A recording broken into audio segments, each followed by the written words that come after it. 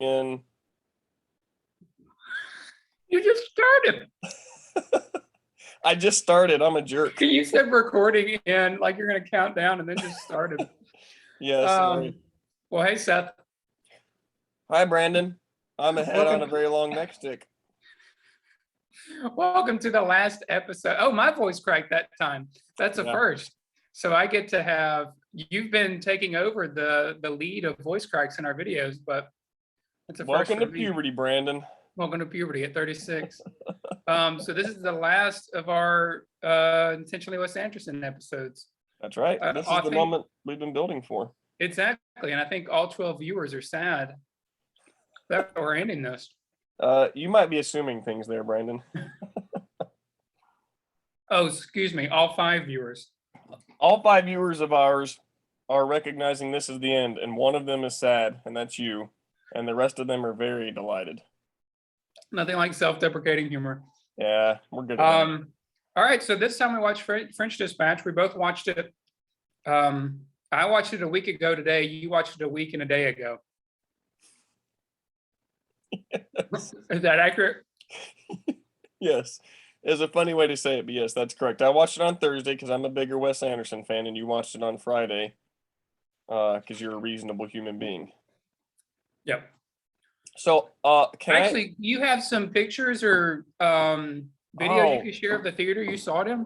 I can. Yeah, I was going to talk about that. Is it weird for me to hold my phone up to the screen to show? Not to me and our 5 viewers. Okay, all right. So, yeah, you're right. So I got to see it, and as I said in the last episode, I got to see this movie in the Oriental Theater, which is a historic theater in downtown Milwaukee, which shows all kinds of cool things and does like movie fests and stuff. And boy, I'm gonna have to like, okay. So I don't know how well that'll show up. Yeah, it's not gonna come up. It's not gonna show well. Yeah, it's not gonna show. It's very ornate though, is kind of the deal. Oh, there's the video. But it's just a very ornate theater that kind of has Wes Anderson vibes all around. And you walk into the theater and then you have all these kind of cool like designs. Go a little closer. So that was on the ceiling, which is like literally that's like 50 feet by 40 feet large on the ceiling. It was nuts. Wow. But then there's all these like man, you probably there's like these little Buddhas and stuff sitting along the edge. Oh yeah. It almost like Indiana Jones or something, like these figures. But anyways, it was very ornate, super cool, just vibe being there, and very fitting location to see this movie. It's my first time ever being there, but I was kind of wowed by the thing. So that, we talk about, so I guess we could say something about briefly the movie watching experience. It's not purely objective because each person's different and they're coming at it with different experiences and different knowledge and the state of mind they're in and the mood they're in and the time of life they're in, all that kind of stuff. But also the events surrounding or the atmosphere surrounding you when you're watching the film. It's a different viewing experience on a small screen with a crappy sound system, on a couch or whatever than it is in a grand movie theater with a huge screen and really great sound and like an audience who's really into it. So all those things were really set up for me for that movie to work, and I intentionally did that because I thought it seems like sacrilege to watch this new Wes Anderson film that we've waited on for so long and go to like an AMC, So well, is that what you did? That's what I had to do. We didn't. There was only one theater showing it in Charlotte. But what I was going to ask though, did you see it on film or did you see it digitally? I don't know. Okay. I'll say ours was digital. It said that when I bought the tickets, but it actually ended up, it wasn't, a lot of the script that was way at the bottom would be cut off. Oh, so some weird. of the subtitles I said script, but subtitles that were at the bottom, you'd only see like a little bit of it. And the subtitles were in different places throughout the movie. He would put them in different places. Yeah. But yeah, that's the thing that sucked about it, about digital projection as far as this one is that, I don't think the screen, it didn't really match the screen, the ratio of the screen, which I assume if you did film projection, it would probably, the way that they do it, it would probably match the screen that you're watching. So that is so odd that they didn't like get that worked out in advance. There were probably 5, let's see, There were probably 8 people in the theater, so Oh, really? although I feel like I remember reading, and I was actually surprised at how much money this movie made. I think it made back the money that it cost to make it. Well, that makes sense. It feels like a fairly low budget film, right? There's no special effects. You Which we have need these to really talk famous. about. I have something to say, but we'll get to that. Oh, okay. Um, so that's interesting to me as far as the audience because a lot of movies we've seen recently have been like that. Like we'll go see like kids movies with the kids or even adult movies, and literally it'll be like a theater that could sit maybe 100, and there are like two other households in the entire theater. Okay.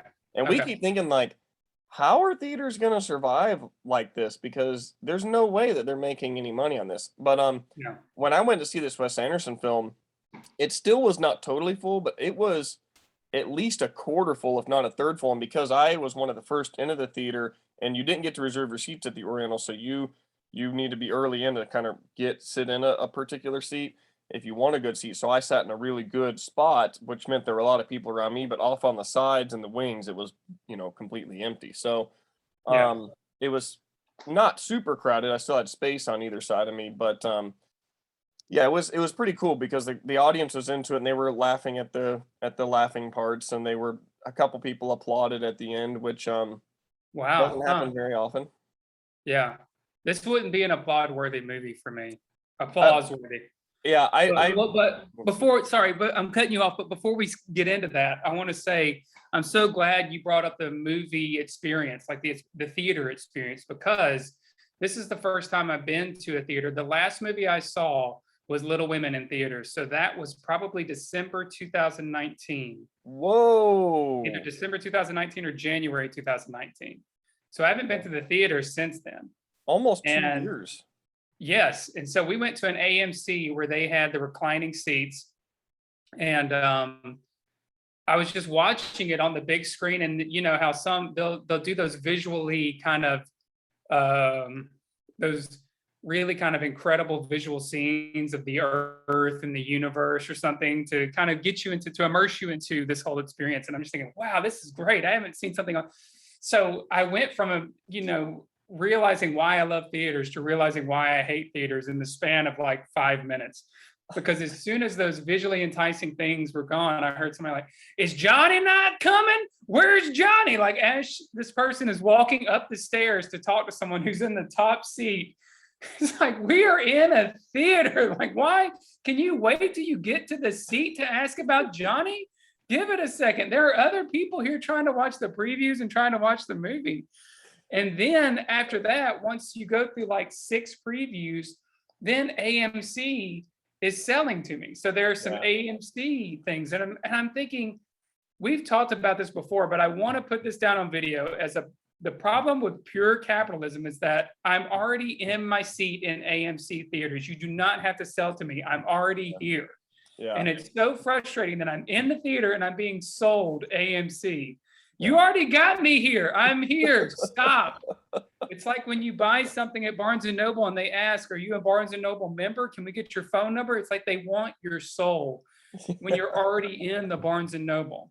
Yeah, You yeah, already have my business. Stop there. yeah. Like, why are you selling to the people who are in the fucking theater? And that's my soapbox moment for now. So I it hear you. was so nice to be able to see something on a big screen, but it was just awful to be reminded of like people who are insensitive to other people in the theater, and kind of like shouting to each other, and then also just that kind of, as we talked about before, that those traits of pure capitalism where people are just constantly selling to you. And to be honest, so there's a few things there. Like the previews are another thing. You said like 6 previews, and it feels Yeah. like it's gotten longer to where like, so say you get soda and popcorn before the movie, if you're one of those people. Um, if you start eating it right away, I've It's gone. noticed, yeah, I'm like either through with the stuff or I have to pee because I've drank so much soda, or I'm like full from the popcorn before the movie even starts. And I'm like, Yeah. well, this is stupid. Yeah. And the audience is like a total gamble because sometimes you can watch a movie where the audience really, sort of assists the whole thing. Like if you're watching Jackass and people are going nuts laughing things, or like Yeah. Yeah. Snakes on a Plane was great as everybody started hissing, even though it was a dumb movie. or maybe like Lord of the Rings or something where people are dressed up. But like, Yeah. when it's sometimes you just see a movie that's really high art and you want to like really get into this world, and there's just like, numbnuts in there, just like, And you know. yeah, and some dude, so there are assigned seats in mine because they're those kind of reclining seats, and they're two together. So you have two right next to it. And Yeah. so some guy came and sat, he was by himself. He sat right next to me. I was thinking, you have made a bad choice. You have two seats. And so then he went to go answer a phone call. And when he came back, he picked the Oh, second there you seat. go. So I was a little afraid there, but I was thinking, it's just sometimes I'm actually amazed. And this is another topic you and I have talked a lot about within religion and mindfulness. And mindfulness is just kind of all over the American sphere right now, Yeah. as kind of a cure to all of our ailments. And it can provide, relative wellness, but it differs for each person, obviously. But one thing, it has been very beneficial to me. I would never ascribe, I'd never prescribe it for anyone else unless I know them, but it has been very beneficial for me. But one thing I've noticed is just how unaware people are in their daily living and just Yeah. have no idea what they're doing, and just completely being moved around by habit or by impulse or by urges, and just not thinking while they're acting. Yeah. In the same way that that person sees somebody up there, and without thinking about the social context of you're in the theater, she thinks, I need to talk to him, and I'm going to shout across the theater to ask where Johnny is. And it's just like, take a moment to read the fucking room. Like, it's so simple. You don't even have to take a moment. Just on your way in, you realize I'm going to be in a large room with lots of other people. I should not yell unless there's an emergency. Yeah, it's know? basically being childish. And that's another thing. I could get on another soapbox, and this is starting to sound conceited for me, so I apologize, and we'll get into the movie review in a second. But so many people that are just adult children, just walking around like they don't know what it's like to be a mature individual or a mature adult. They're just still children. Yeah. And it's just amazing to me. But Yeah. anyway, that's all very judgmental. And the point of mindfulness is to kind of remain non-judgmental. But Well, you then do you're not start to being know. very mindful right now. I'm not being very mindful. And I need to be mindful of my judgmentalness and my reactions to it. But we can't have a movie review without being judgmental. So It's true. this movie, I just did not. And there were moments as I was watching it that I thought, I'm not enjoying this. Yeah. And that I was, kept. Go ahead. well, that was so bizarre because I've never experienced that in a Wes Anderson movie ever. Every time I've been in the theater, I've just been so happy and Mhm. I'm just so happy to be there and so like excited about it. And the movie lives up to my expectations. Mhm. But there were moments where I was sitting there, and again, the thought was like, I'm not enjoying this. Huh. I didn't have that thought per se, but I did like probably like 30 or 40 minutes into the movie, I did think like, I wonder where this is going because so far this is not super satisfactory. Yeah. I don't not really into this a whole lot yet. But I sort of kept giving it the benefit of the doubt. Like eventually something's gonna start to make sense or click. And I don't think it was terrible, but No. man, if we just start from a broad view, like this is easily the worst, in my opinion, the worst of his modern movies. Like this Yep. takes us back to the level of like Bottle Rocket or Rushmore, in my opinion. Well, I mean, it's interesting to see a filmmaker, and I think you actually see this where there are scenes that are truly visionary, like truly incendiary, or what's the word I want to use? Like it's truly enlightening, kind of. You just see a master at work, basically. Yeah. There are some way scenes are framed where you tell you're dealing with a master.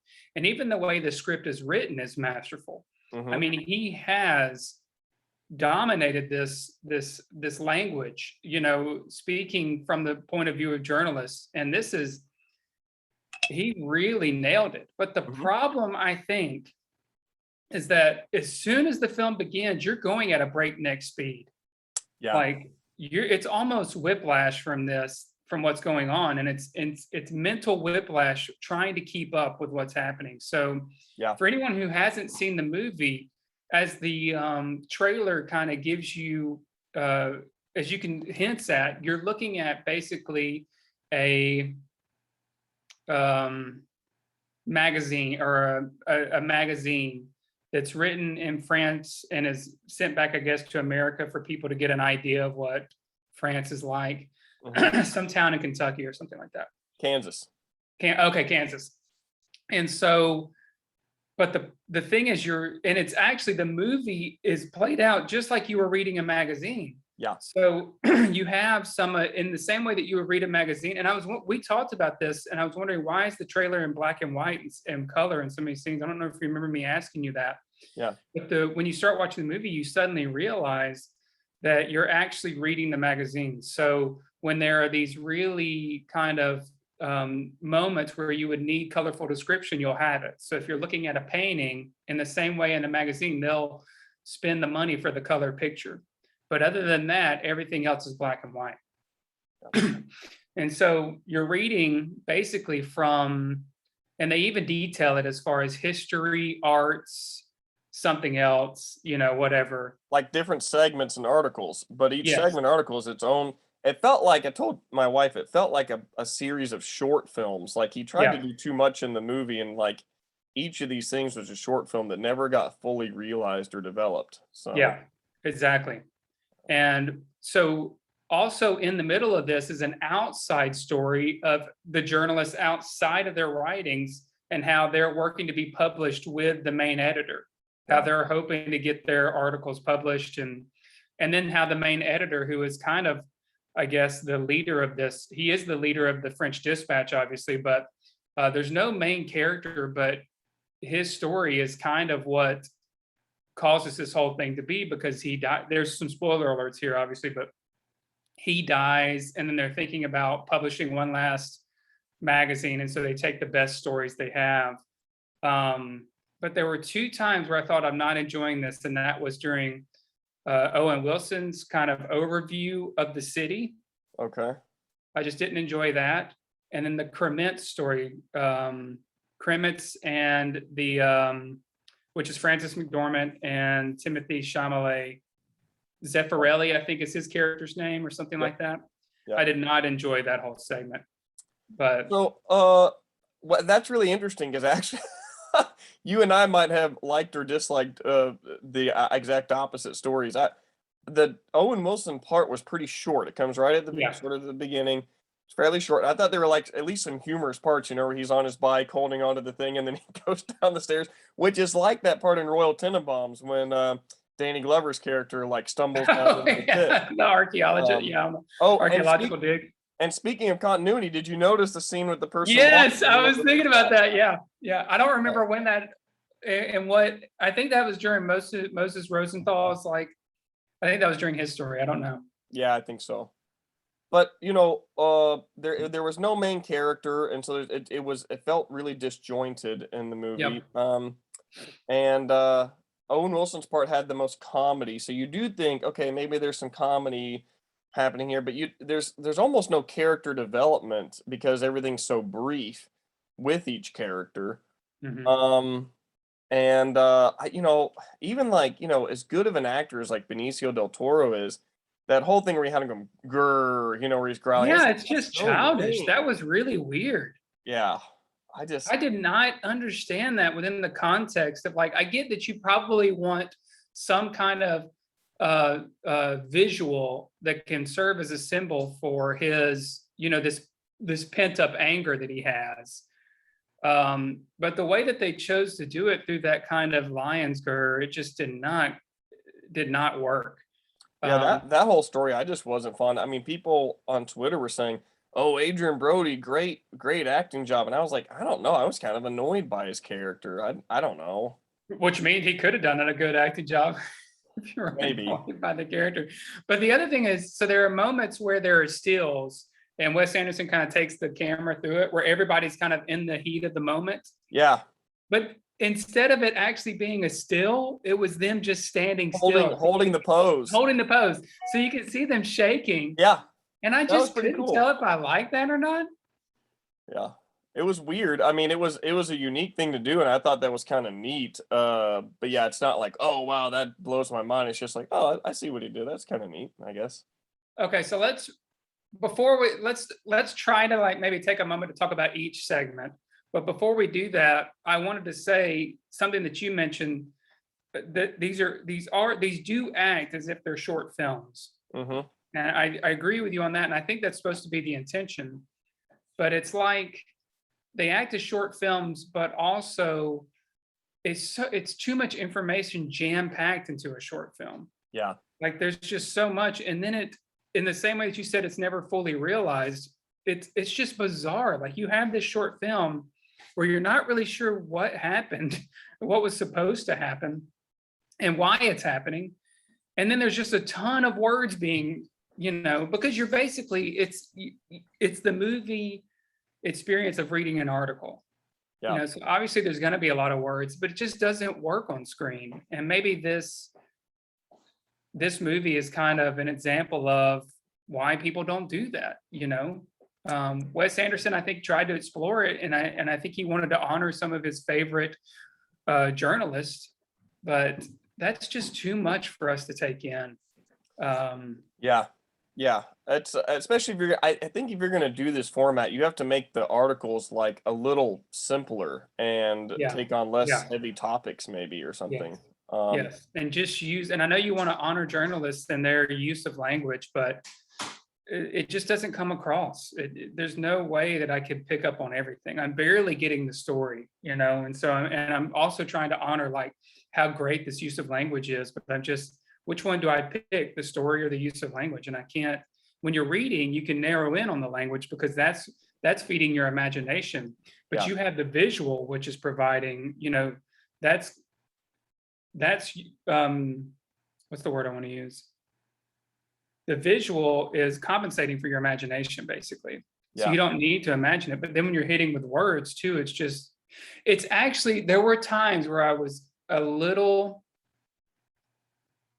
overstimulated by the movie because it was Okay. just too much coming at one time. Okay. So anyway, now let's break it down. We have the outside story, which is whatever Bill Murray's character, who's the main editor, Who is also not a great character. Like it's pretty no, bland. yeah, He's that's probably the most bland character he's ever played, especially in a Wes Anderson film. yeah. Um, And I'm going to jump ahead here, but just to make a comparison, Willem Dafoe had just such a weird appearance in this movie. I thought about that too. Like, what was Willem Dafoe's point in being in this movie? I'm trying to remember now. Where was he at? See, you already forgot him. Like, that's a Uh, perfect point. He was in Roebuck Wright's story, and he was the guy who was just in a cell, who they forgot to oh, feed. yeah. It was Okay. such a small story within that Yeah. Yeah. Yeah. that I felt like, He hardly had any lines. yes, why did Yeah. he sign up for this? Like, and even Bill Murray too. I mean, there are some characters in here where you have an A-list celebrity, and their story's not fleshed out. Yeah. I mean, they're just like this vanilla stand-in Yeah. to fill a role. Yeah. So So maybe that outside story of the publication, the French Dispatch, maybe only takes up like 15 to 20 minutes total of the film, and it's interspersed throughout. It's beginning and the end, and then occasional cutscenes. And there's not a whole lot that's all that interesting happening in that. no. And then occasionally you go into the story, and it's like you said, it's like reading the publication. Like here's the first article, and that's Owen Wilson. You go. So are there 4 total articles? Yeah. Mhm. Okay. The middle, well, I guess the last 3 all take up substantial time. They are each 20 to 30 minutes a piece, whereas the Mhm. Owen Wilson thing feels like this little sort of like 6 to 8 minute vignette Yeah. sort of thing, right? Okay. Yeah. So So his is kind of comical yeah. and okay, but then you go to the painter one with Benicio del Toro and Well, all yeah, those. let's talk about Owen Wilson's a little bit more. So he's giving basically an introduction to the city, whatever city it is. It's a made-up city in France. Yeah. And he's talking about his view is mainly on some of the more, and Bill Murray actually comments on this, and this is in the trailer, but some of the more seedy things about the Yeah. city. that are meant to be charming, according to Owen Wilson. Yeah. But he is writing from the standpoint of just taking a bike ride through the city, Right. and what you see as you're going throughout it, including, for some reason, people who are just dying in the lake. I didn't really understand what's going on there. People who, I don't know if they're committing suicide or if they're being killed, or We don't know. I think they just bodies occasionally wash up on shore, and it's okay, just something he reports on. yeah, And then okay, I thought it was funny the kids, who were like getting drunk on communion wine and chasing around pensioners for their money. yeah, Um, there were some funny things in that, but yeah, it was pretty brief, and it's the underside of the city, which is kind of cool. Like it's just the regular common people, the prostitutes and mhm, the whomevers. It's not any of the rich or powerful people in the city. yeah, yeah. And so then Bill Murray comments on that about his story. And Bill Murray, it seems like, is always trying to bring things to a more moderate and conservative thing, because obviously he's the main editor. So he's trying to make sure, what's the language that we're using here? Can we knock this down a few words? How do we get this into the article without paying a lot? He's thinking about the financial side of it. Yeah. So at the end of each story, you're hearing him trying to figure out how we're going to get this to work on a more practical level. Yeah. So Bill Murray talks to Owen Wilson after that, and then we go into Moses Rosenthal's story, which is done by, I've forgotten who. Is that Tilda Swinton, right? Tilda Swinton, but I've forgotten what her character's name is. But it's kind of interesting because the story. So obviously it's an article in the French Dispatch, but the way it's presented to us is as if she's doing an exhibit. Yeah, that was interesting too. That took me a while to figure out. It was also, I wasn't fond of the visual where she's presenting. It's clearly like a 60s, like a really generic Yeah. 60s stage and auditorium. Yeah. But that's our setup for how we're receiving the story.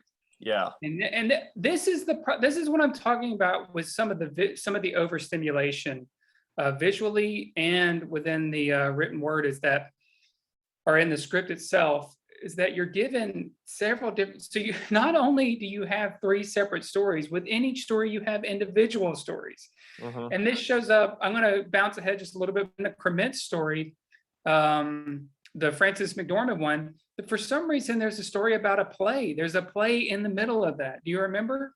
And Yeah. I didn't know what to attach that to. Like I I had no idea what was going on during that segment. Yeah. Yeah. So there are not only these 3 stories, there are stories within the stories that it isn't always clear how this connects. Yeah. So going back to this article, we have the story of Tilda Swinton's character presenting this information to a museum about a Moses Rosenthal exhibit. Is my assumption. Yeah. And through that, we go into the story of Leah Sudol, I think is how you pronounce her name, and Benicio del Toro, and their romance, basically, which inspires Moses Rosenthal in his paintings. Yeah. And I guess there is at least some compelling pieces of that story that are like, a prisoner who's actually an artistic sort of genius because he's mentally sort of unstable. Like that's at least somewhat compelling, I guess. Although I wasn't fond of the art he made. It's a very modern art that I think he's not even impressed with. He just thinks it's just smatterings of paint. But of course, this art collector's like, yeah, it's just smatterings of paint, but we can make this famous and make a ton of money on it. Well, according to the story, so you have Adrian Brody's character, who is an art dealer, obviously, and he's in prison for, I think, tax fraud or some kind of embezzlement or something financially related. And so he's only in for a short time, and he sees this prison exhibit and sees Moses, and he realizes this is something he's never seen before. Yeah. So according to the story, this is like the beginning of modern art, basically, through Moses Rosenthal. Oh, okay. I think. And then he presents it to Henry Winkler, who's in this movie, and I don't think says a single word. The same with Bob Balaban. Like, both of those 2 people are in the movie, and I don't think they said a single word. They do. When they're looking at it, one of them says like, I don't think I understand, or something like that. And then Rose goes like, of course you don't. And something like, neither do I, or something like that. But yeah. I mean, yeah. again, it was like weird, obscure, small roles for like pretty talented actors. So And I guess that speaks to Wes Anderson's ability, like that people would take on those things because they enjoy him so much as a filmmaker. I just realized, imagine that this movie, exact same thing, but with different actors whom you never heard of, but somehow they give equally good performances, and done by a director you've never heard of, and it's directed to the same quality. We would never have heard about this film. No one would have ever watched it, and if someone had told us to watch it, we would have been disappointed and gone like, "That movie sucked." Yeah, we wouldn't be talking about it now. Right. The only reason we saw, I mean, it's the same thing in the music industry, which I've argued for a long time. It's like I hear songs that hit the radio and blow up, and I'm like, I don't mean to be a curmudgeon here, but like I have written songs better than that. That is not, and there's no reason that that's famous other than a famous person made that song and someone decided this should be a hit. I think people ascribe way more objectivity to Yes. success in art Yes. than they should. I mean, it's purely subjective.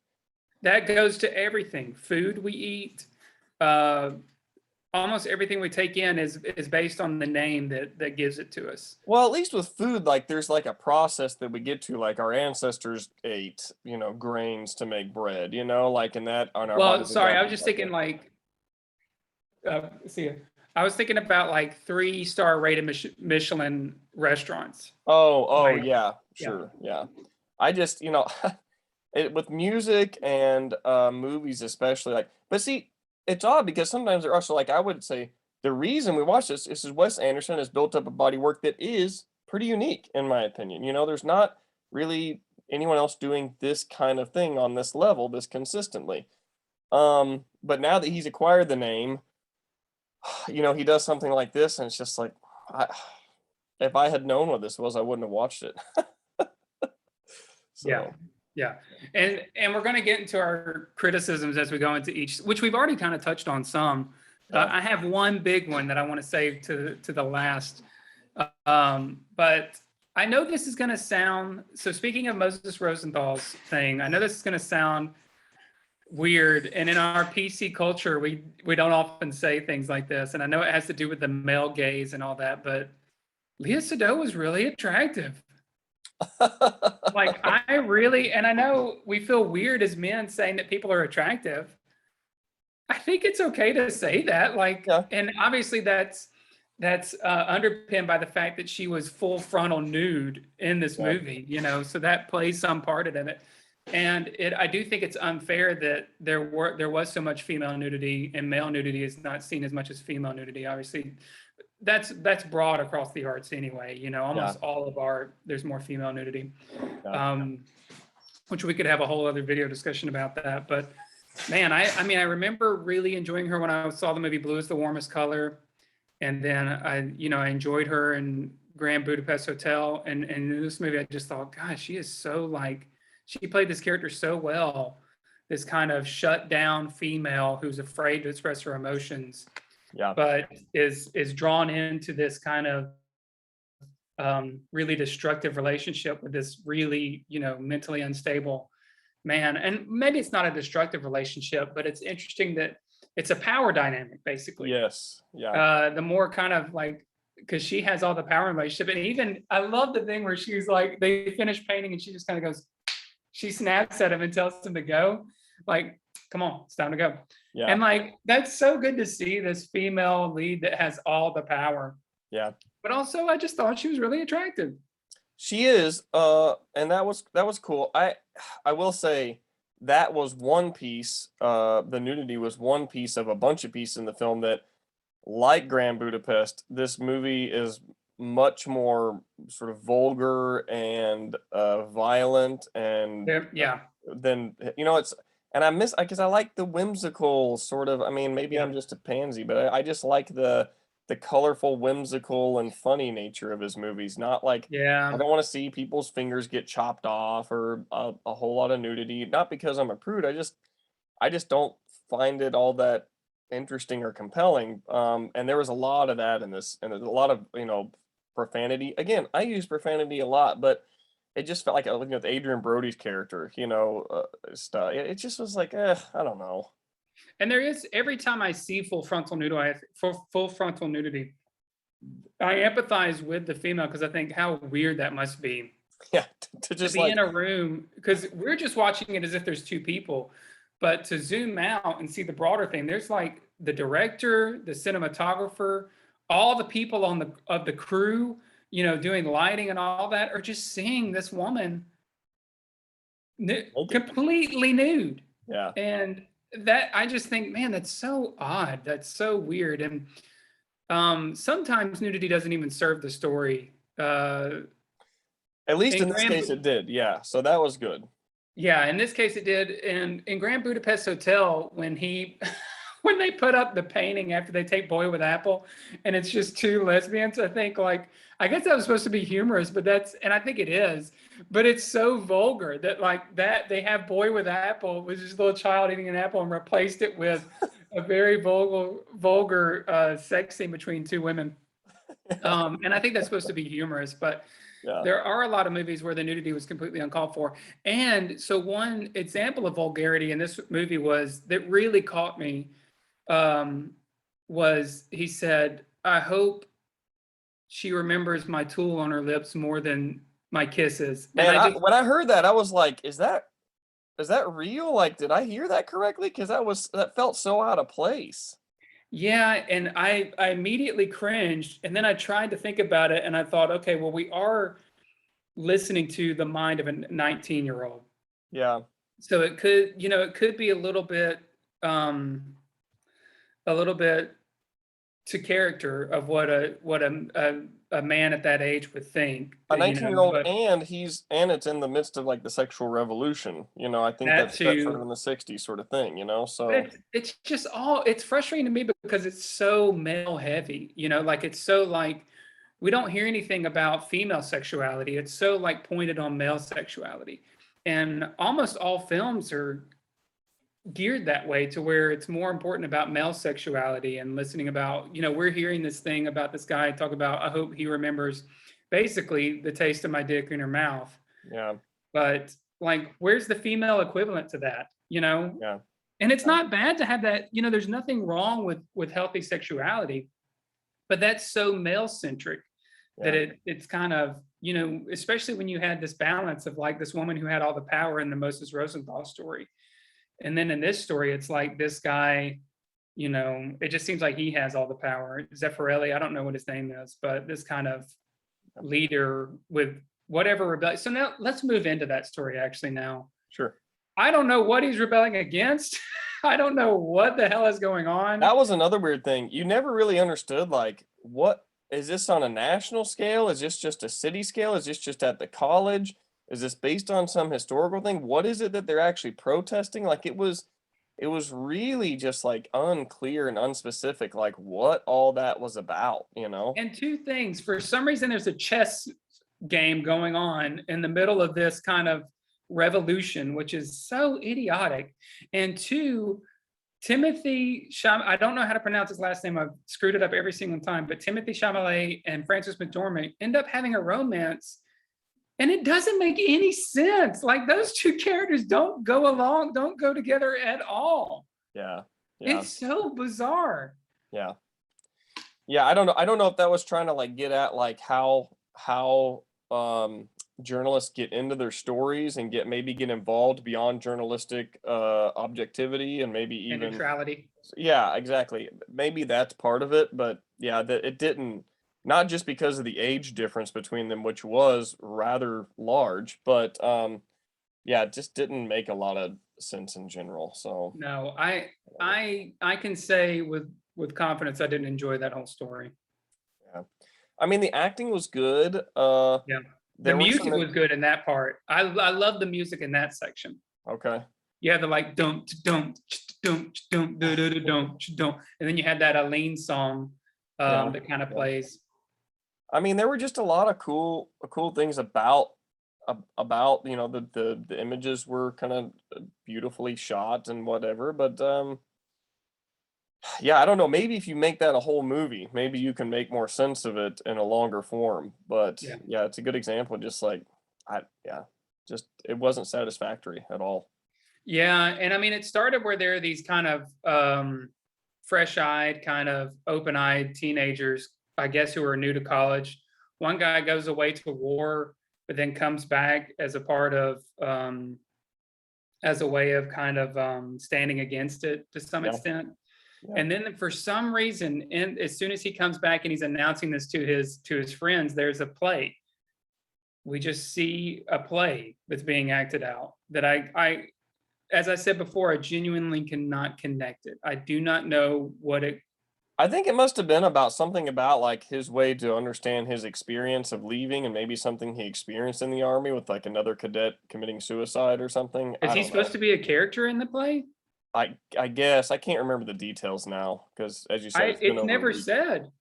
Because that's a minor character. He's a minor character in the Yeah. story, and then suddenly all his story takes the main focus, and we're seeing a play about him, and I don't even know his name. Yeah, yeah, I know. I know. So I know. after that, we have a revolution that basically starts up. Which prior to that, there were inklings of as far as feminism, it seems like, within the other female character. Yeah. But then you have kind of a revolution that starts up, and then for some reason, the mayor and Zeffirelli or Timothy Chalamet are playing a chess game, and then Lucinda Kremens is kind of reporting all this and trying to maintain neutrality, but not doing such a good job. And then Timothy Chalamet and the other female lead, who I don't know, I actually don't know that actor. I've never seen her before in other stuff, but their love story is kind of brought to the fore, and they realize they like each other, and they go off, and then the kid dies because Yeah. he falls from an antenna. Yeah. Yeah, I mean, there I will say there was really good dialogue and there was some interesting like philosophy discussion in that section. When they're talking about journalistic and neutrality and it doesn't exist and then they're arguing. I mean, I will say this is my experience in uh circles on the left is you get into these things and as soon as you start talking about this stuff, there's 12 people in the room and there are 12 different viewpoints and they all Yeah, feel like, the other person's viewpoint is either too extreme or is giving in and is some evidence of patriarchy or white supremacy or something and it's just like that. I mean, you see that in that film. They're constantly the main two kids, the guy and the girl, are bickering with each other about that. And I mean, just it's everything's so complex that you're constantly like at each other's throats about stuff. Whereas the government, the power, is always united and understands this is the current order and we need to maintain the current order and we can all agree to that. So they do yeah. what's necessary to maintain the current order. So they Which win is, every I time. mean, that's an interesting point because all this is based around, the kid's trying to write his manifesto, and the girl who is about his age disagrees with his manifesto. Kremitz, who's 40 years older than him, edits his manifesto. But what you were talking about, the thing I thought about when you were saying that is how the reason governments function is to try to maintain some kind of order. Mhm, And in a world that there is order, but there's also chaos. mhm. But the thing about the government or these kind of institutions they try to block out that chaos. And they function for that purpose of keeping order together. But the truth of the matter, so the thing I thought about as you were saying that was I remember watching a documentary on the book of Genesis, and they had 12 biblical scholars in the room. Walter Brueggemann was one of them. Oh, nice. Not a single one could agree on at least the first paragraph of Genesis. And that's honestly when that's when the seed went in, and I realized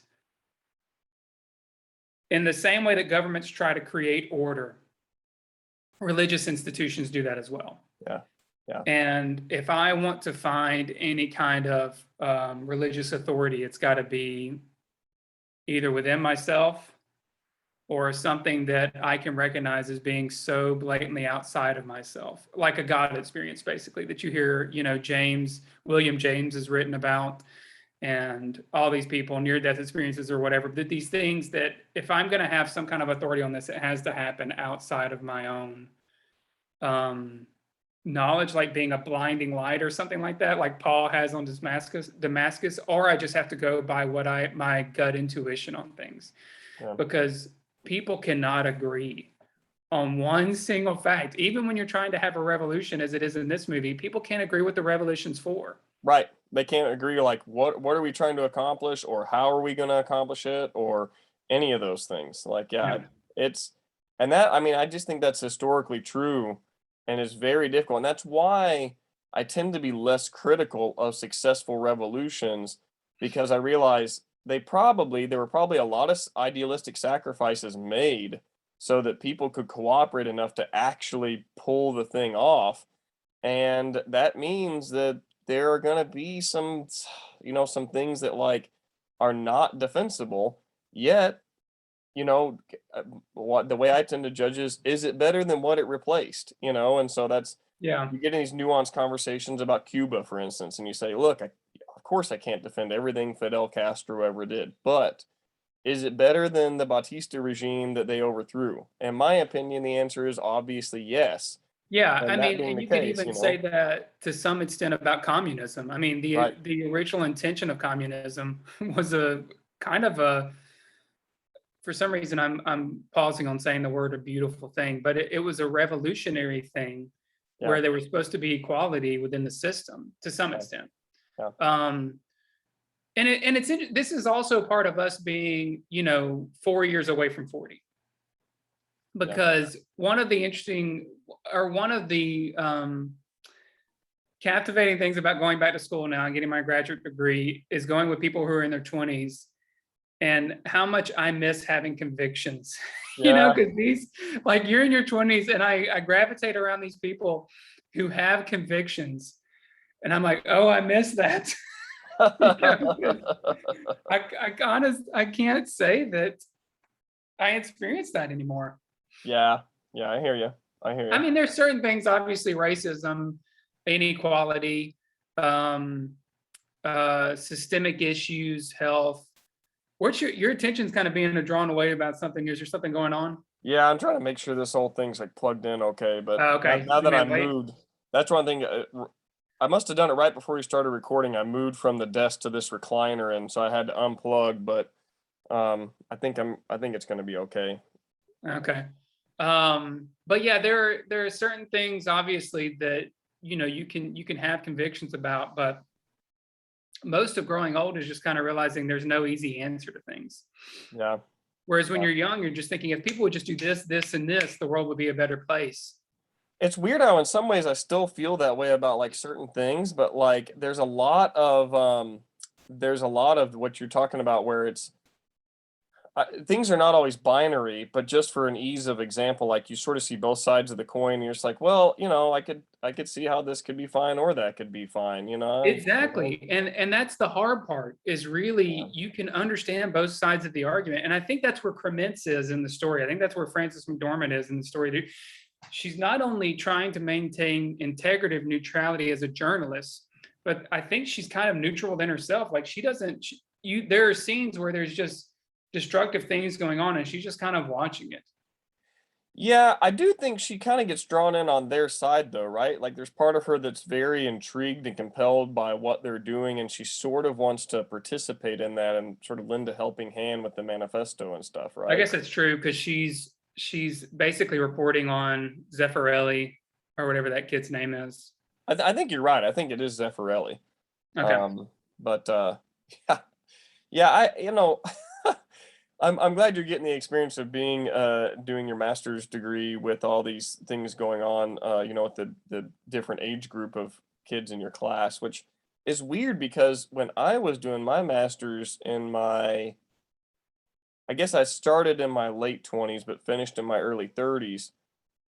I wasn't the youngest, but I also wasn't even close to the oldest. I was on the younger end of things. I was in the younger half of all my classes, I think. Hmm. So that's really Yeah. good. Of course, you're doing it a little bit later in your 30s, but still, like, that's interesting. I mean, are you almost always the oldest person in your class by a few years? I don't think I'm the oldest. I'm probably close to the top though of that. Okay. If you were to like look at it in list form, I would be close to if from oldest to youngest, I would probably be, pretty close to the top. Okay. Yeah. Okay.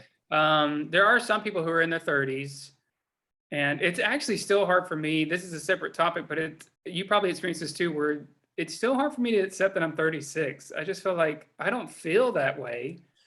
I And haven't had that problem yet at all, and I remember friends and my wife sort of being disconcerted about turning 30, when we yeah, crossed that mile, and that didn't bother me at all because I'm okay with time. Like people talk about, man, time flies so fast, and I just have never been that kind of person. I understand how time progresses, and I've made my peace with it, and I follow along with it. It's, in my opinion, it's very predictable and very steady. However, I have thought about the fact that like 40's coming up, and I think 40 will cause me to be like, okay, this is legitimately yeah, not old, but like definitely not young anymore. 30, yes, I still felt like I know, well, I was, still somewhat involved in the music scene.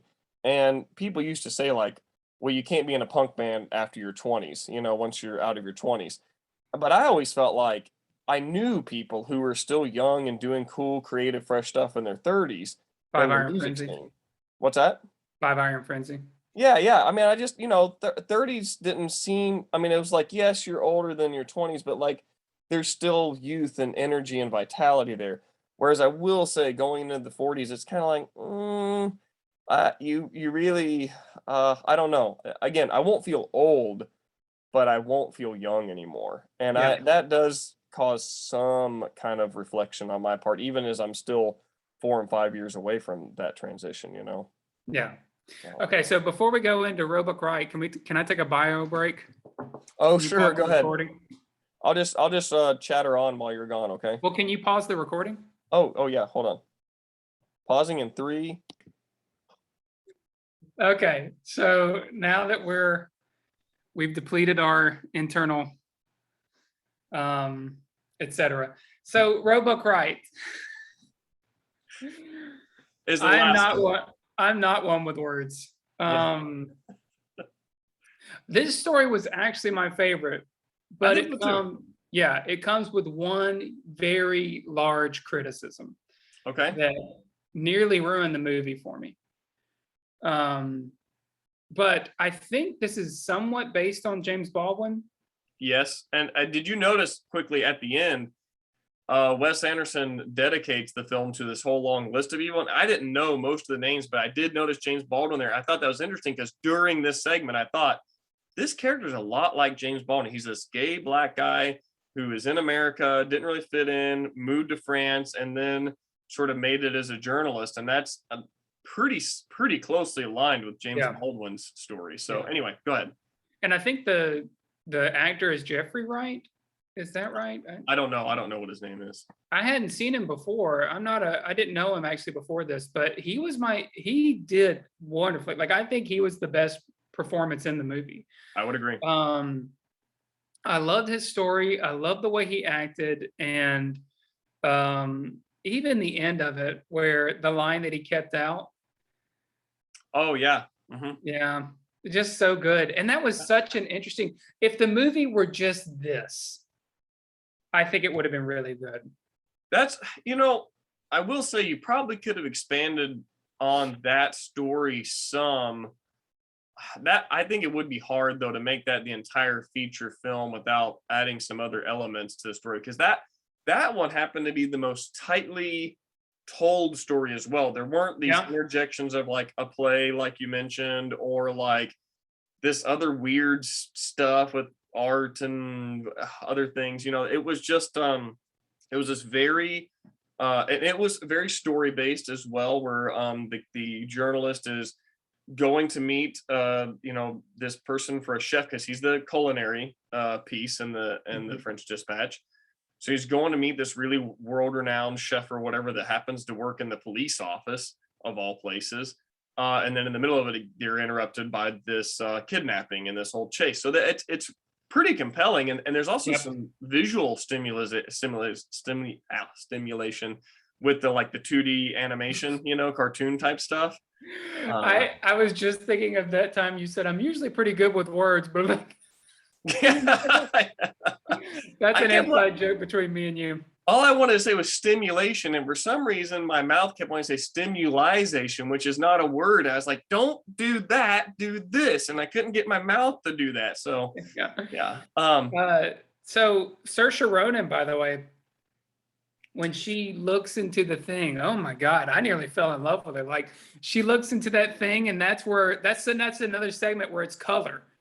When she Yeah. looks into where the boy is being kept, that little hole where Uh-huh. so the main story, as you said, we're trying to look at a police chef who is world renowned, and a kidnapping happens, and it happens to be what I assume is, I don't know, Serge, whoever the actor is who plays Serge X in Grand Budapest Hotel. Uh-huh. He's the guy in this, and I guess he's the main police chief, I would Hmm. assume. I'm Hmm. not sure who he is in this, but Yeah. his son gets kidnapped by, and again, this is where Willem Dafoe and other and Edward uh, Norton.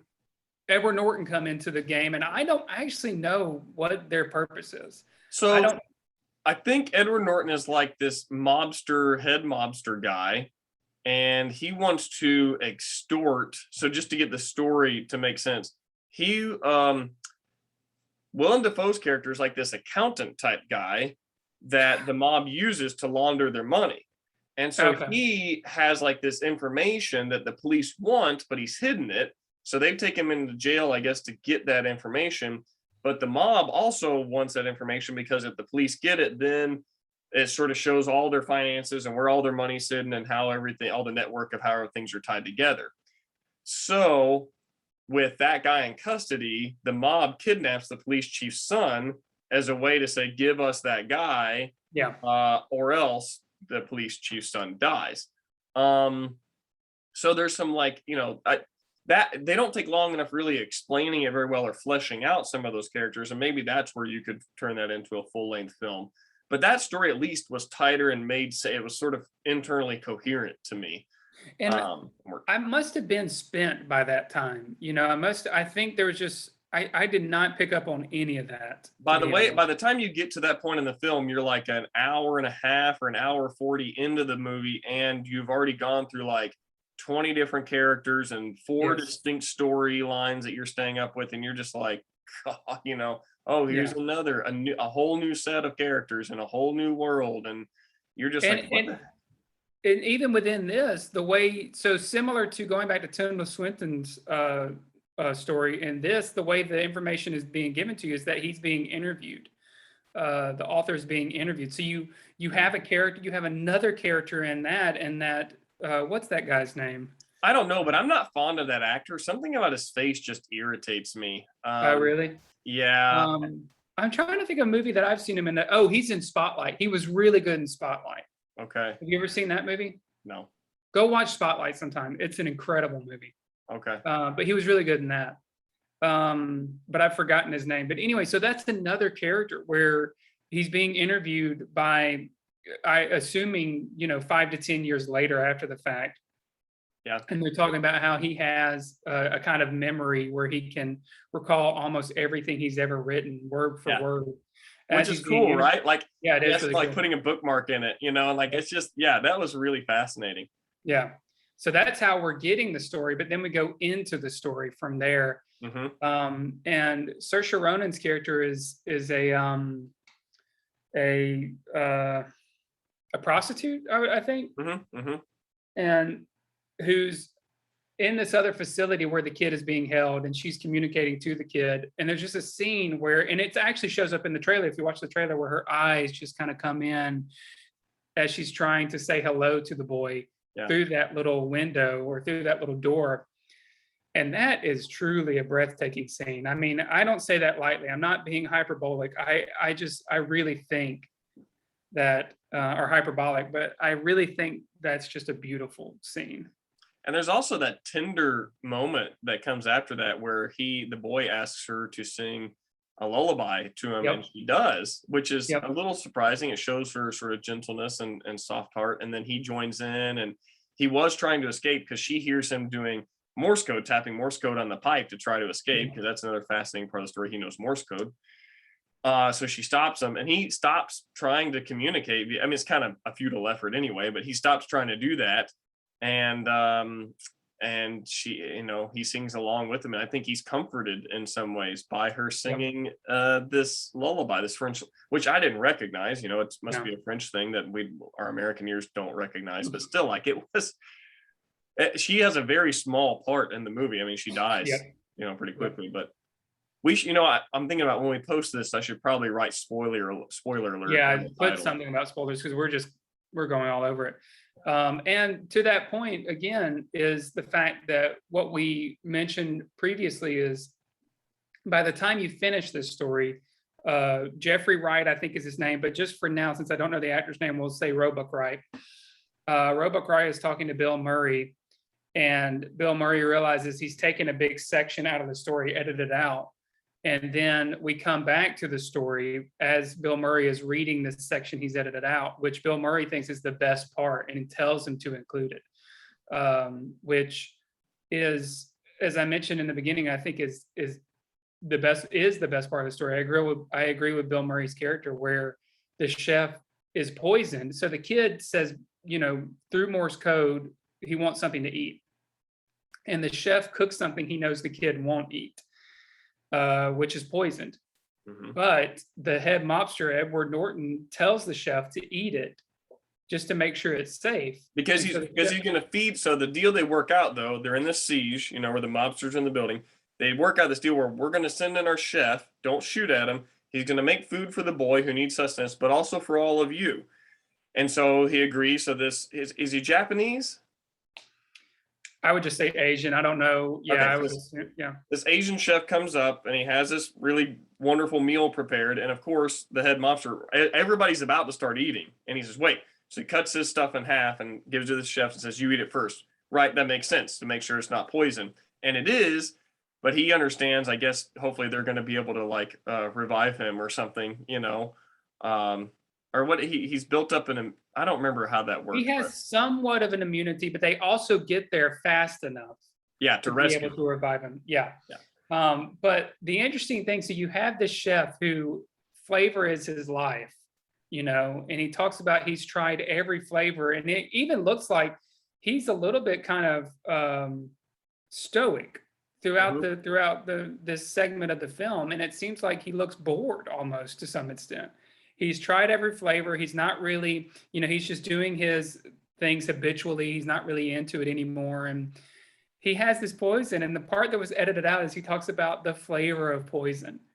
And I thought that was so interesting. That was such a unique way of just describing that whole thing. And then that also went into being an outsider within him, and as well as something that Roebuck Wright could connect to as far as growing up in America and now living in France.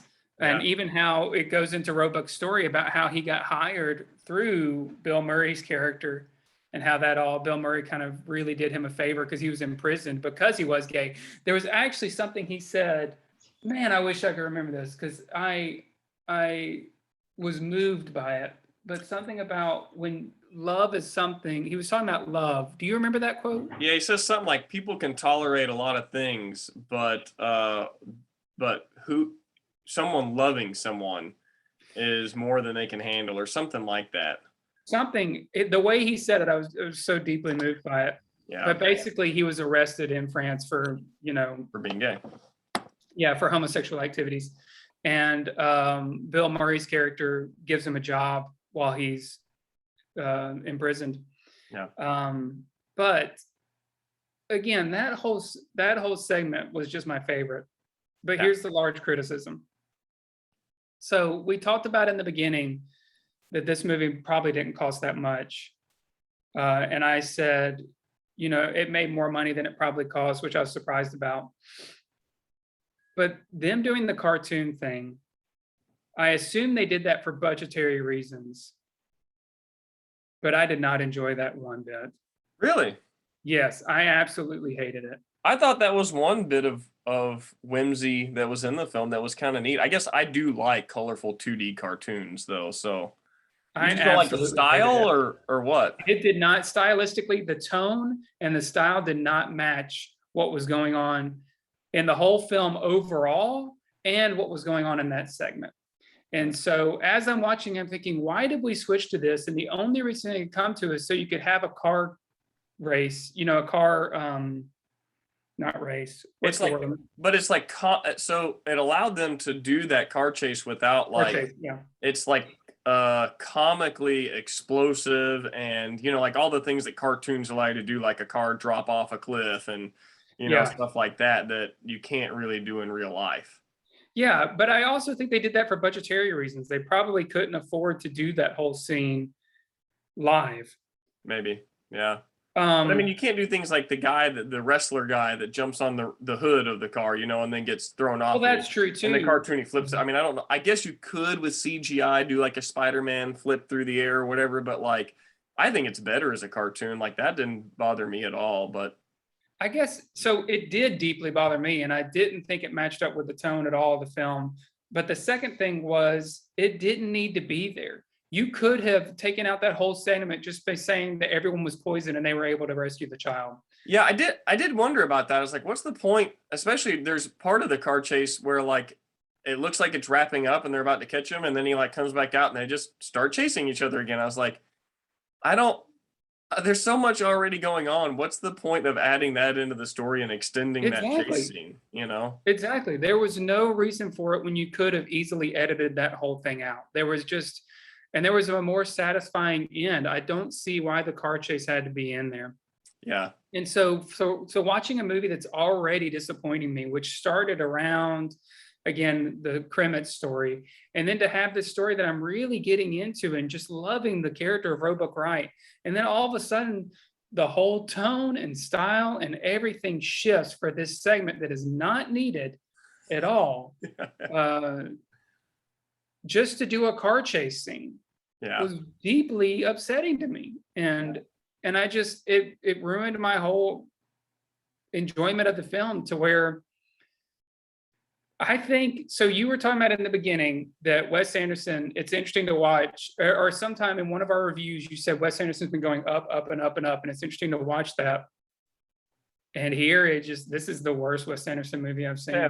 We talked about this in the last episode about how career arcs, and how we got totally screwed over by Christopher Nolan Yeah. with Dark Knight Rises, and we thought that won't happen here, and then it happened. And then it happened.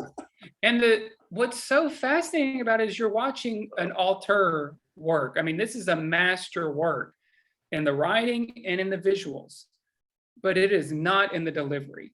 Yeah.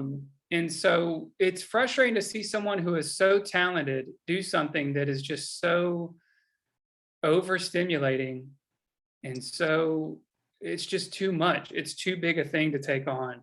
Yeah. And I wouldn't say that this is worse than Bottle Rocket, but I would say it's on the same level of Bottle Rocket. It's not a terrible film. There are some truly delightful moments, but I doubt I'll ever watch this film again. That's probably true. Although my wife didn't go see it with me, and I think at some point she'll want to watch it, because generally it's getting good reviews, which is something that kind of baffles me. Is that it's getting generally good. It makes me wonder. See, this is why I'm always a little skeptical of critical reviews, because we've been tracking this through these movies, and there's sometimes I think critics are slow to catch on to someone's genius, and then once the genius is publicly known, then they're slow to be critical, because they don't want to go against something that's really popular, not just popular like like Marvel superhero movies popular with the general public, but popular among critics and the art film world, because they don't want to seem like a Philistine. Yeah, and I mean, you go to either extreme. So in the beginning, you're attacking them, and then you become zealots. Yeah. And that's true for almost every, I think about, for some reason, the thought of Led Zeppelin and Rolling Stone came to me as we were talking about this. But just these ideas of bands that are being ripped by critics, and then at some point they end up worshiping them, and then their albums end up on like the greatest of all time. So there's that what happened with Rolling Stone and Led Zeppelin when they first came out? I'm basing that off the film Almost Famous, where they say they ripped every Led Zeppelin album. So I don't know what happened in the 70s when Led Zeppelin albums came out. I'm just basing that off the Cameron Crowe film of Almost Famous, where they mentioned that. But that whole idea, though, is that when something comes out originally, we really rip it apart, and then we become zealots, and there's no kind of equator in that. You're on either pole of it. So there's no kind of middle ground there. But is that so? To be fair, enough time usually elapses that yes, it's the same publication, but is it the same authors? I mean, I know that the publication has an Yeah. institutional continuity and they're okaying various viewpoints, but my guess is that in both cases, there were usually most of those reviewers are different in the case of the early ones ripping on the artist, and then the later reviewers are different who are like worshiping the artist. But you also have life experience with this in that every album that BTA puts out, when it is put out, it's never as good as something else they had. I'm always like I used to, because we're really good friends. I used to just kind of follow BTA. It's not this. I have the CDs because we're friends, but it's not. I didn't grow up within that cultural thing to where I understand it to the same level that other people do. I didn't know that death metal existed until I moved to Cleveland, Georgia. So it was a completely, that was like opening my eyes. I mean, I didn't have the same cultural context, but as a friend, I followed BTA because we're best friends. And I would see anytime you released an album, people would say, oh, it's not as good as the previous one. Yeah. And then you would release the next album, and then they'd say it was not as good as the one that they previously said was not as good as the other one. And so you have real life experience of that, to where fans will bash something that's new, but in time will come to be zealots for it. Yeah, that's for sure. That's for sure. And I don't know how else. I mean, it's just that you get attached to things. It's not just, again, back to the objectivity thing. There is an objective music, right? There is, everybody's listening to identical sounds from the disc or from Spotify or whatever.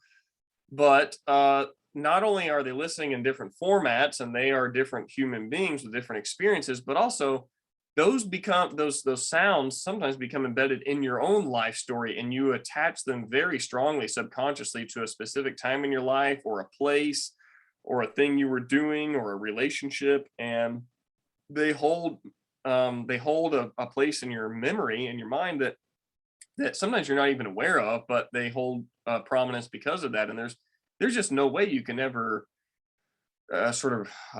compete with that with any new album, no matter how good it is. So that sometimes is at play. Probably more so with music than with movies, but it probably happens with movies as well. I think it is.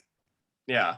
So I get it. I do feel like objectively, like, I think the general public came to understand that Dark Knight Rises is not a great film. It's not a good Dark Knight. You know what I mean? I was just reading a Reddit thread about that yesterday, about how bad Miranda Tate's character is and the fleshing out of that. But yeah. I mean, my guess is that this will happen with French Dispatch too. Right now, critics are raving about it because they're afraid to appear like they don't get it when everybody else does. But I think in time we'll start to say, maybe people don't bash it, but it's not as good as a lot of these other Hallmark Wes Anderson films.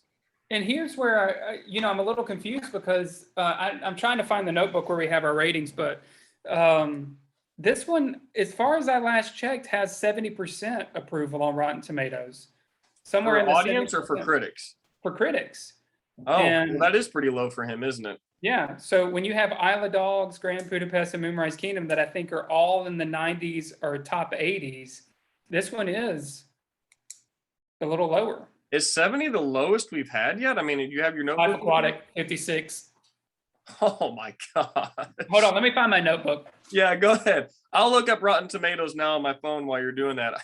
Wow, 56. That is absurdly comically low.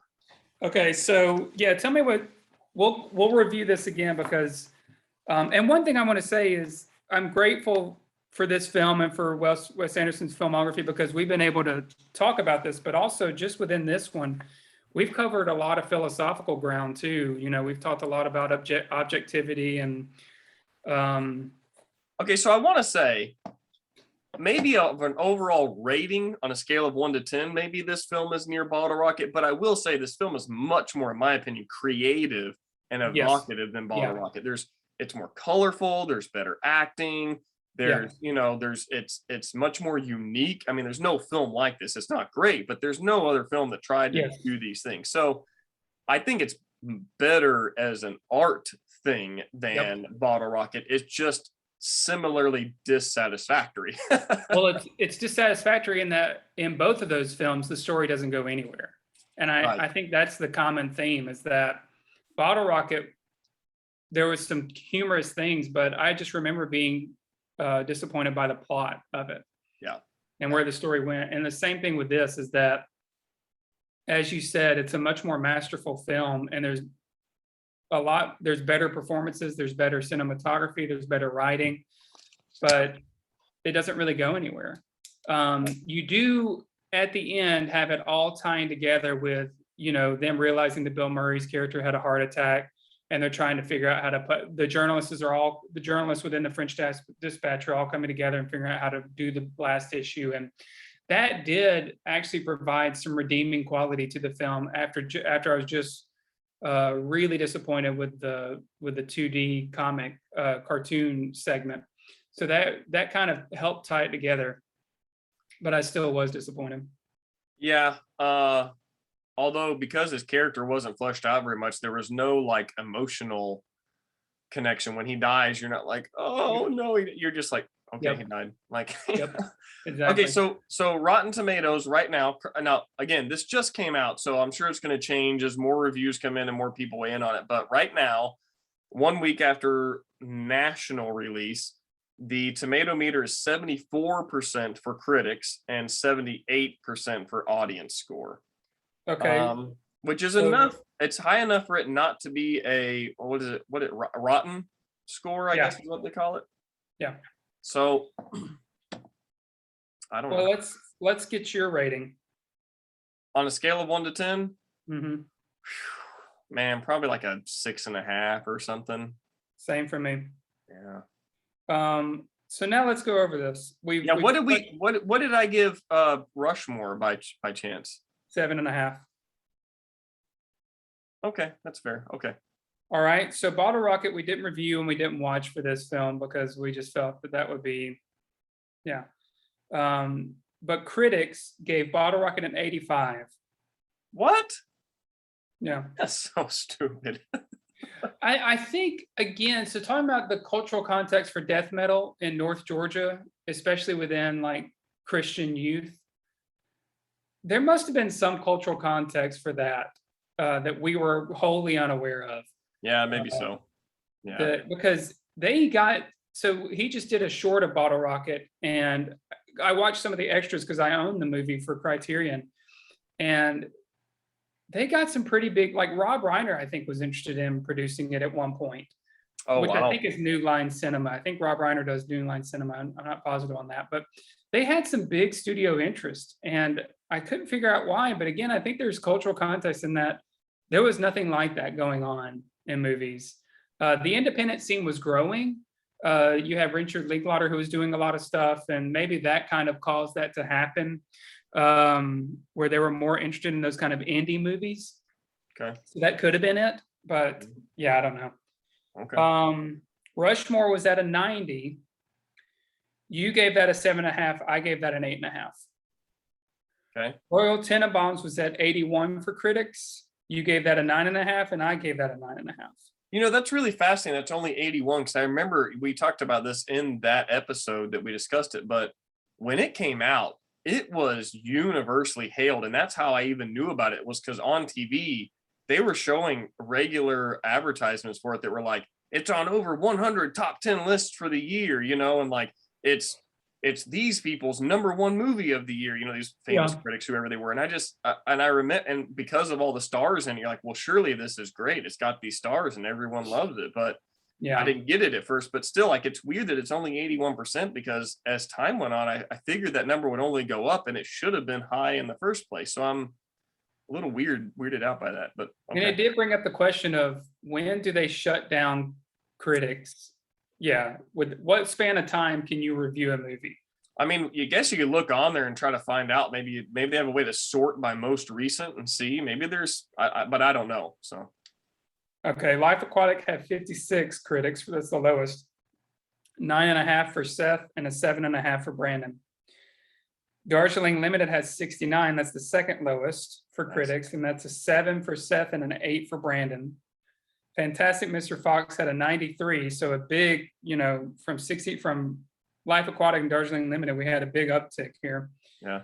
So a 93 on that movie, and that was an 8 for Seth and a 9 for Brandon. Moonrise Kingdom had 93, which tied for Fantastic Mr. Fox for the top. So the top ranking for critics are Fantastic Mr. Fox and Moonrise Kingdom. We both put 9.5 for Moonrise Kingdom.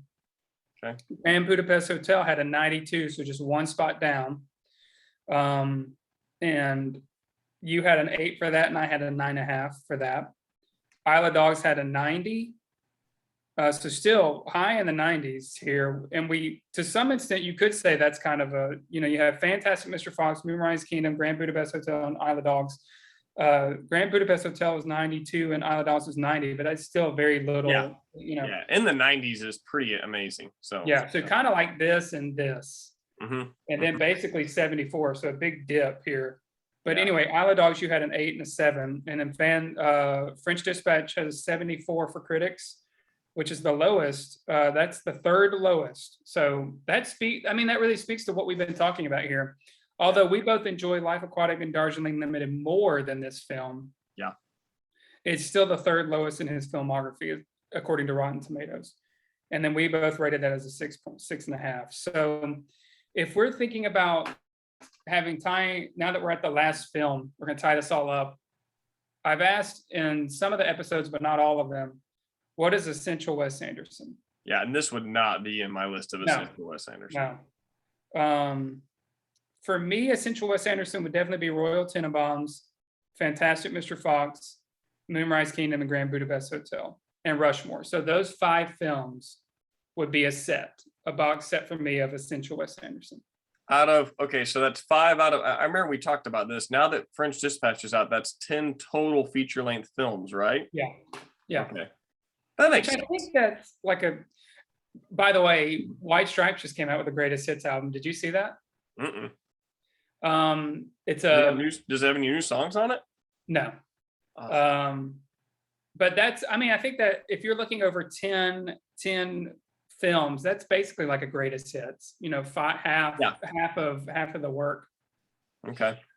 Well, usually Greatest Hits is a lot. I mean, that White Stripes album, I'm sure, has way less than half of their total songs on it, but that's probably true. Because they had 6 albums or something. And even though this Greatest Hits probably has more than a normal CD, I'm sure that it's way less than half. Anyway, let me think here. But so you wanted one, and it does make sense. You wanted one of the stop motion movies to be included. And I get that, but it's weird because if I didn't have that rule, I probably wouldn't include either of the stop motion ones. I think you created that rule, actually. Did I? I thought so. I agreed with it. I guess I could go with either of as long as there's a stop motion film that someone watches if they want essential Wes Anderson. Either one is fine with me. And then probably almost the same. I mean, Royal Tenenbaums, Moonrise Kingdom. I guess I would probably put Life Aquatic. Yeah. In there. That one speaks to you.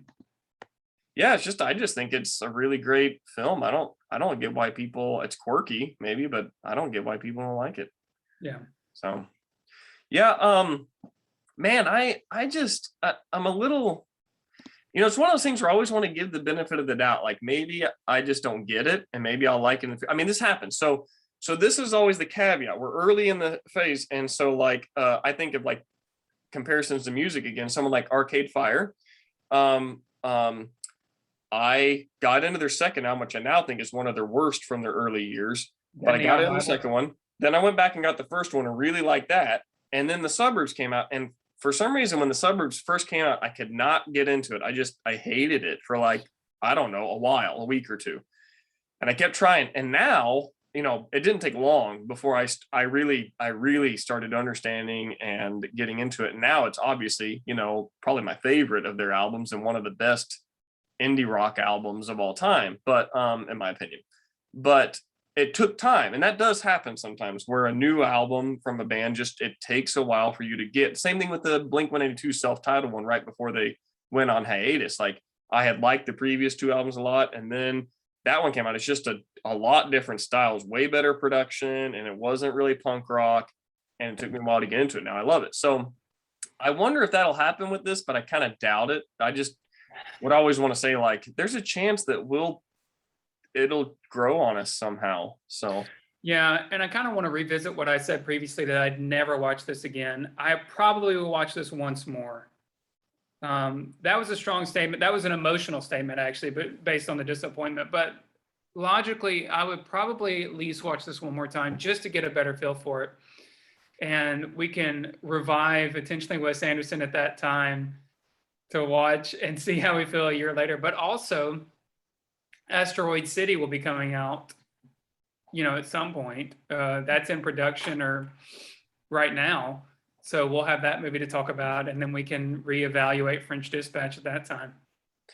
yeah, I think I mean, I'm sure you'll watch it again because you rewatch movies. And normally I would say I wouldn't rewatch it again just because I tend not to rewatch movies. But since my wife hasn't seen it, there's probably a point at which either she'll see it in theaters and I'll go with her, or we'll rent it on like DVD or something and watch it together. So, Well, tell me if your opinion changes. I mean, my guess is that it won't.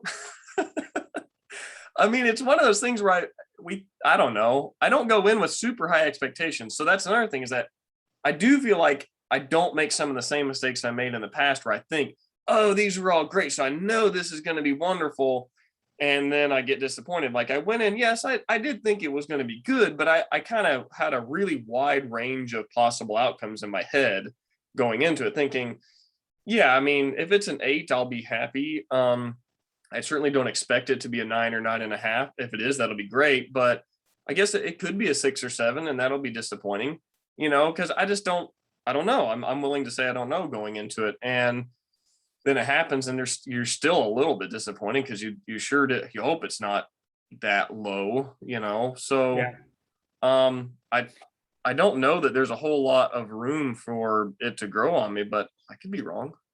Yeah. I'm starting to lose my ability to hold my attention, so we'll have to wrap it up. Okay. But I will say, and I think it's because I'm getting hungry too.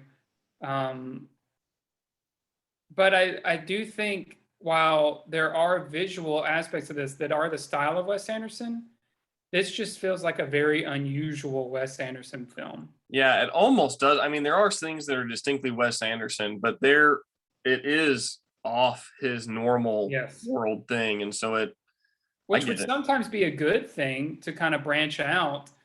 But in this case, I almost felt like Dylan's fans when he went electric. Like I just felt like, what? This is just kind of like, this is so out of where did this come from? Yeah. Yeah. Anyway. All right.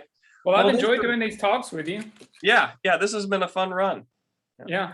And I'm interested, how you feel about this, because we started this because you wanted something to look forward to. You hadn't had that because of COVID. COVID had wrecked a lot of that for you. I had some things to look forward to because I was going back into school, but you just didn't have that. And how do you feel now having on the other side of that? Well, I guess this is a good example of where you enjoy the process and the journey enough that it doesn't matter that the end result. I mean, so the end result is disappointing. We were looking forward to this movie and it didn't live up to what we had hoped it would. But I enjoyed the process leading up to it. And it was a good excuse to go back and watch Wes Anderson films and dissect them and think about them critically. And I enjoyed the process and the journey. So it's like, when people say like, it's not about the destination, it's about the journey. Like in this case, it really was. So it really was. And even though a lot of times our schedules didn't align, it was just great to talk to you and kind of revisit not only the films, but to talk with my best friend. So it was really good. Yeah, for sure. Well, I'm Seth Andrew Hecox. I'm Brandon Michael Williams. And together we are Intentionally Wes Anderson. I see you, Brandon. All right, see you, man.